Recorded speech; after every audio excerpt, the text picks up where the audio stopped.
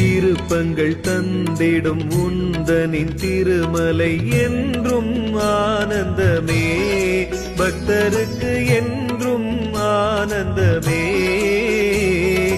பக்தியுடன் உனை பணிந்தே நின்றோம், பக்தியுடன் உனை பணிந்தே நின்றோம், ஆரத்தி எடுக்கின்றோம். ஜெய ஜெய திருப்பதி மலைவாசா.